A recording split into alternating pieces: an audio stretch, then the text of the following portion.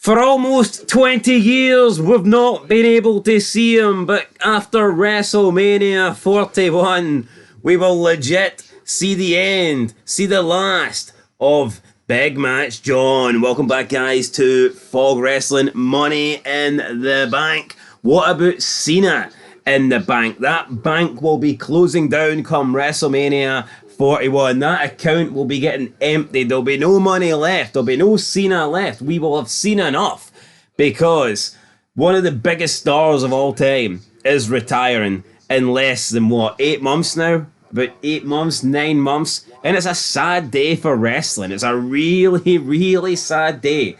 As big as Stone Cold was, The Rock was, Hulk Hogan was, they never had official retirements. We didn't actually know when they were going to call it a day. We've seen them have matches and then we speculated whether they're done or not. But with John Cena, this is real. John Cena has confirmed that he will wrestle his final match. You will see him in the jorts for the final time at WrestleMania 41. You will see Cena over the next 8 months for the final time wear these bright, ugly, stupid, multicolored shirts, and come the night after WrestleMania 41, come the Raw after WrestleMania, we're not going to know John Cena. We're not going to go no Big Match John. We're going to know John Cena, the WWE employee, the executive, the guy in a suit. And I'm not ready to see John Cena in a suit just yet.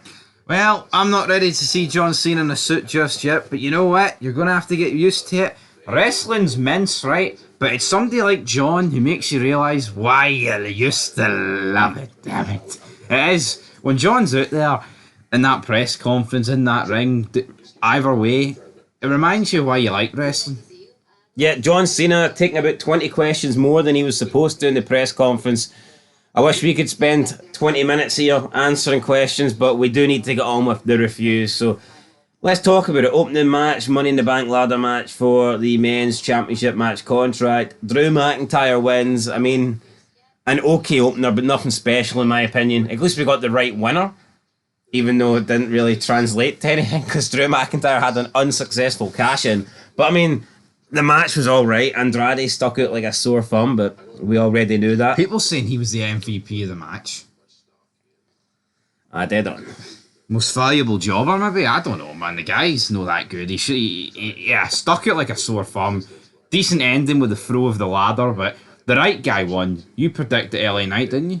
I think Carmelo Hayes, I said. You said Carmelo Hayes. You got it wrong. I got it right. But, I mean, it was alright, but it was like the most bog standard opening to the show ever, man. Yeah, and speaking of bog standard booking decisions, up next we have Sami Zayn defeating Bron Breakker. I'm sad to say I predicted this, you didn't, so we're 1-1 at this point. Sami Zayn beating Bron Breakker clean as can be. He beat him just like he put him in a washing machine there and cleaned him up. No stains, no dirt, 100% clean whites at the end of this. Sami Zayn victorious. Bron Breakker, with all that momentum heading into this pay-per-view, now has an L on his name, all just so this Intercontinental Championship run can continue, because Triple H loves long championship reigns. Also, Sami Zayn can win in his hometown, but when it comes to Drew, he gets screwed, whether it be in Glasgow or anywhere else but Scotland. It doesn't really matter. I thought it was predictable. I didn't want it to happen, but I just thought Sami Zayn would win the night, and he did. Yeah, he did, and a couple of hours removed from it, doesn't make any sense to me. Like, what good does this do Bron Breakker? Oh, we don't pull the trigger yet. We build him up more to the audience. Pull the fucking trigger, man. I don't remember Brock Lesnar losing to the Intercontinental Champion a couple of months into his debut. I mean, look, you need to push people while the iron is hot. LA Knight should have won a world title over a year ago. See when they introduced that Raw brand title, LA Knight should have been winning that. I honestly think with LA Knight now they've dropped the ball. There's I would almost go as far as saying there's no fucking comeback. The guy's getting old. Yeah, LA Knight could be one of those guys that actually never gets a world title. Yeah. In an era where so many fucking jobbers have held them. But yeah, completely wrong decision. Bron Breakker, the guy can work, man. The guy's the guy he's so unique. And Yeah. he actually talks like Cena or like an Austin, where he says like he wants to be the guy that leads this company. I mean, that's what you need. He doesn't sound like a puppet. He's got the fucking Steiner blood, so he's obviously got something lacking, but that's what I'm talking about. That's what you Young, need. hungry lion got defeated by the guy that looks like he's homeless. I mean, it is what it is. Doesn't make sense to me. You just look at Braun Breaker. He looks like someone that could be the next John Cena, someone that could lead the company, someone that isn't born as fuck like Cody Rhodes, and he's losing to a homeless-looking bum like Sami Zayn. I don't know. Make it make sense, but it is what it is. Sami Zayn wins. We then move into match 3. Damian Priest versus Seth Rollins. I predicted Damian Priest. You predict it. I predicted Seth Rollins to defeat Drew McIntyre, or Drew McIntyre to defeat Seth Rollins after Seth Rollins had won the match. So I got it. I got a bit of it right with the McIntyre interference, I guess. But. This match was shit. Really, it was shit. It just straight away they go into like the big spot, the big moments, the moves on the outside. What actually happened to classic wrestling matches? I don't get it, right? We're in an era where people say that wrestling is now better than it's ever been in terms of like an in-ring standpoint, yet nobody can really wrestle a match. There's nobody that's on the level of I was going to say Kurt Angle or Michaels, but I mean, they're not even on the level of guys below them. Like, there's a reason why Bret Hart came out and says wrestling in 2024 is the worst it's ever been. Because that guy, whether you like him or not, whether you think he's better or not, which he definitely is, by the way, I mean, he actually knew what he was doing in the ring. He was a good wrestler. Where was the wrestler? How can you have a world title match and straight away you're going into moves on the announce table within the first couple of minutes? Yeah, and it's That's not something that happens towards the end of a match. It's not an unsanctioned match. It's not a street fight. You know, it's literally the beginning of their fucking feud. What happened to the first couple of matches, first couple of minutes of a match, feeling each other out? I don't know. Maybe Priest was fucked for the first minute, man. Whatever, man. I think this match was shit. It could have been an instant classic, but see, once that botch happens, man. You know, we're not talking like a move that doesn't connect right. We're talking. Well, Priest versus Seth Rollins was never going to be an instant classic. Not sure why the referee. I thought in this new era of WWE, the referees didn't know the outcomes and they were just to count. That's what we get told. So I think this proves that's bullshit. People are saying the music was supposed to hit. What good does the music do? Right? Because the ref should still count even if the music hits, unless Seth Rollins for some reason breaks up his own pinfall. But then also, like, they're saying if the music hit, well, that would have been enough of a distraction for Drew to make it, you know, interfere in the match. But the reality is, even if the music hit or not, the referee should still count the free, shouldn't he? It still becomes a triple threat. People's logic is, well, if the music hits, McIntyre is attacking them while they're both down. The way it played out was that Priest was down, but Rollins was up, regardless. That's exactly what would have happened if the music hit anyway. It makes no sense, man. It was a massive botch, so we can debate it all day. Well, did they just send them out there in case they thought Priest was fucked? Doesn't matter, right? Because Priest retains, Punk costs Drew.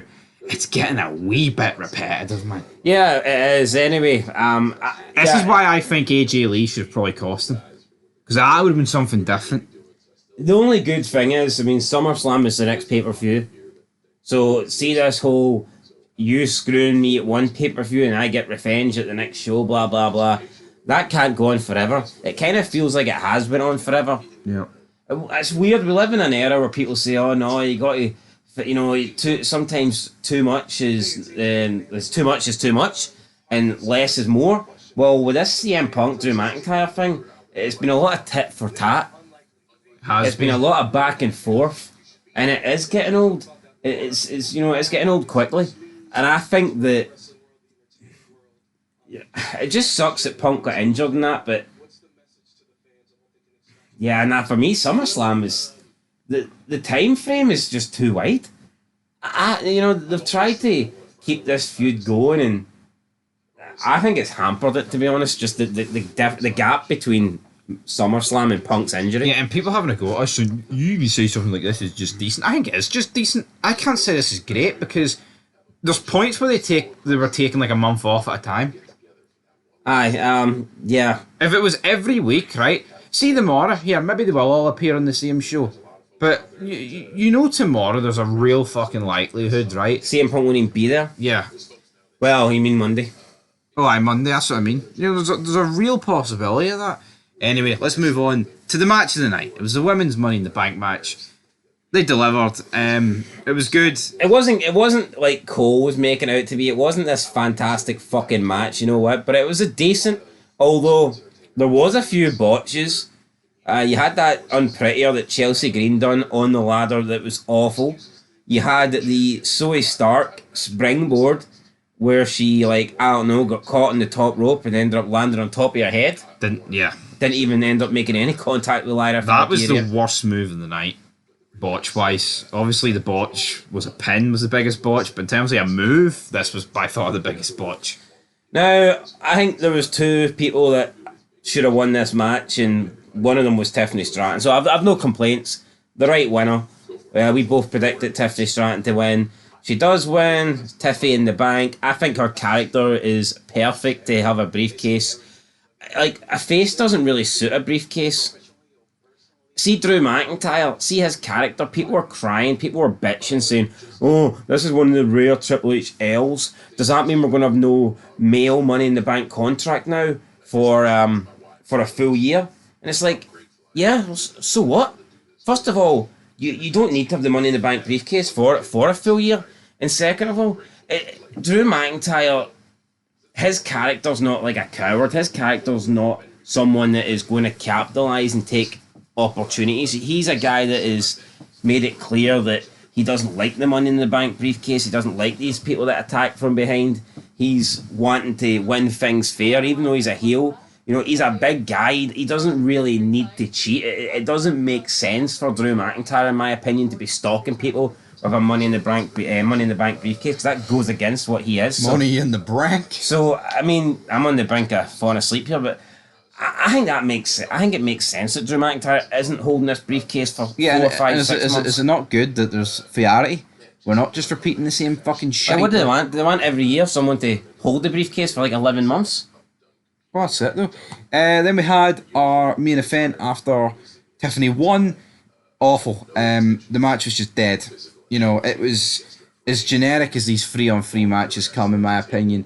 There was once upon a time I think you were starved of these sort of matches. Also, but back to the Money in the Bank briefcase for a second, and before you give your final thoughts on that match, it's like when Kane won it, and he came out later that night and beat Rey Mysterio. Kane's a monster.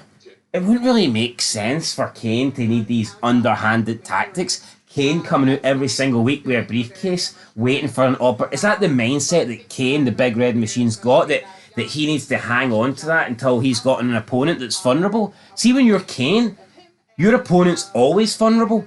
Because you're fucking Kane, you're the Big Red Machine, you're 7 foot tall, 327 pounds.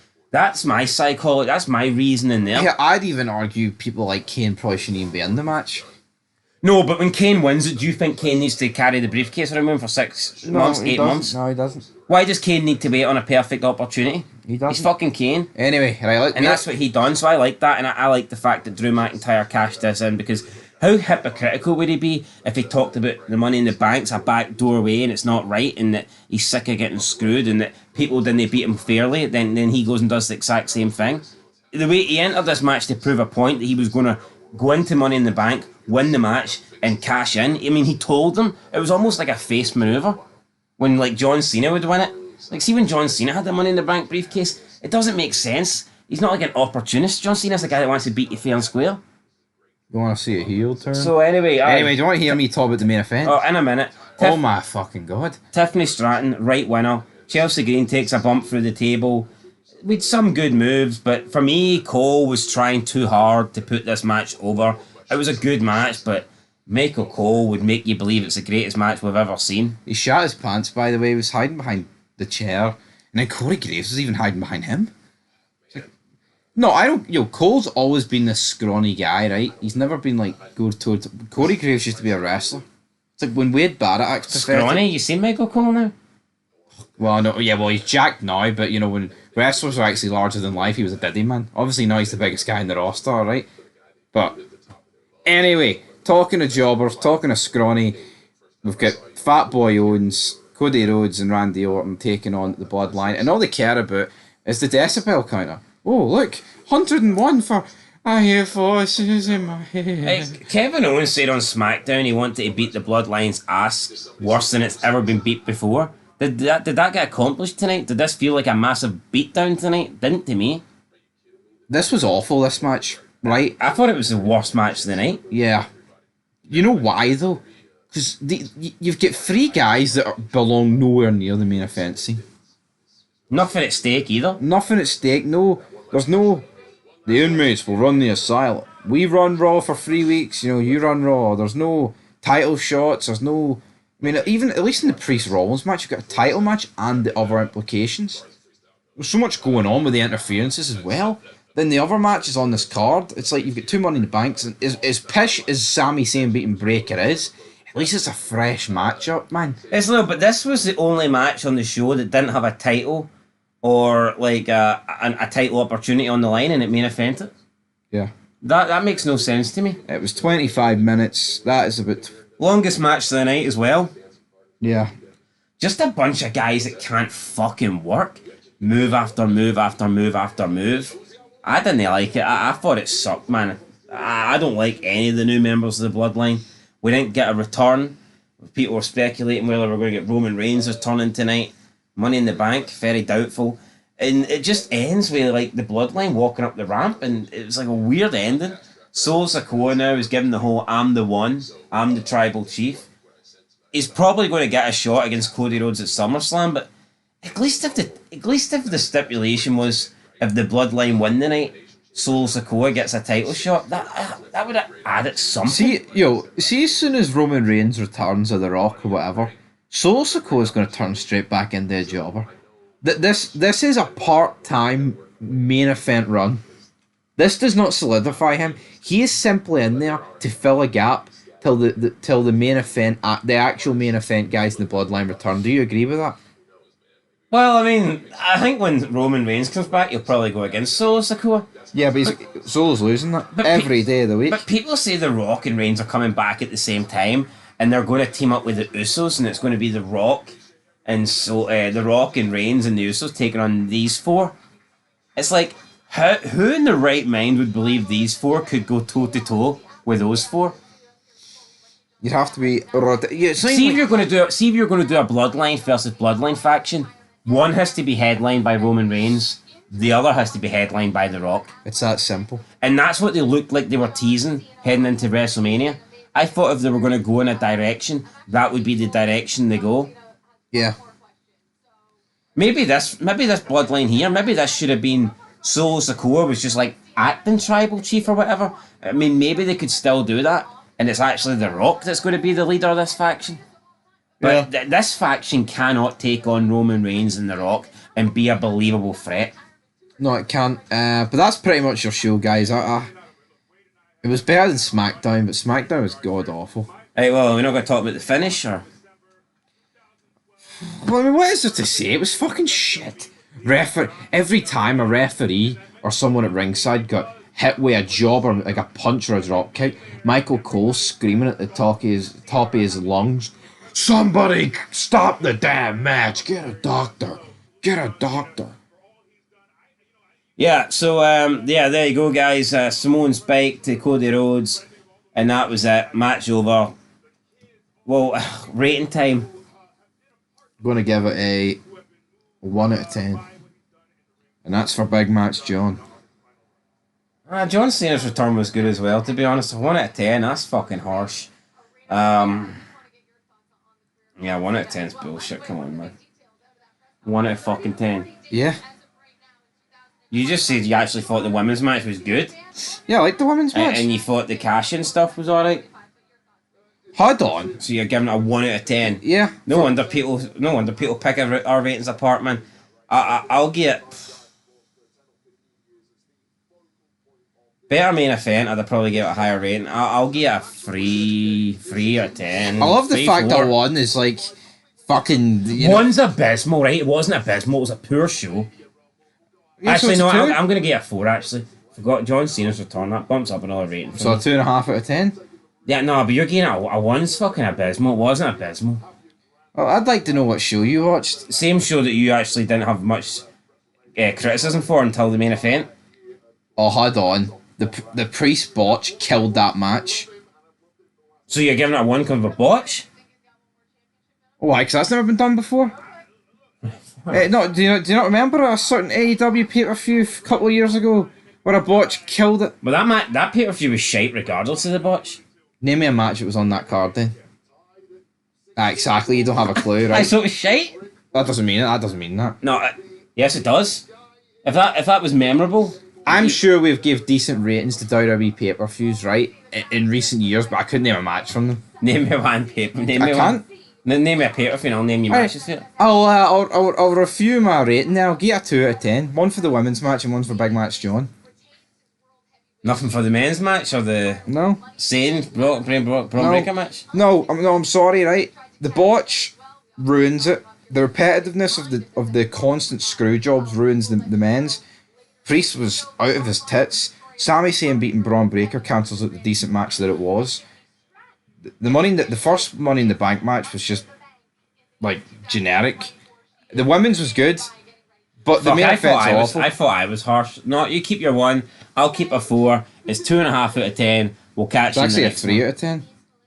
No, because you're keeping your No, 1. I'm changing the 2. Yeah, you want it at 1. I No, want I'm allowed to change it. Oh. The rating gets locked in when the video ends, sunshine. Alright, well then, there you go. 3 out of 10 then. A 3 out of 10, so that's your original vote. Aye, there you go. Boom. Got there eventually. Take out Big Match John though. What are you getting at? Oh, I bumped it into like a Here, 3 out but of no, 10. I would say, see if the actual like Drew McIntyre thing with Adam Pearce Was on the show. That was good. I would have bumped. I would give. Yeah, The Drew McIntyre thing on the pre-show was good. It should have been on the main show. I've just.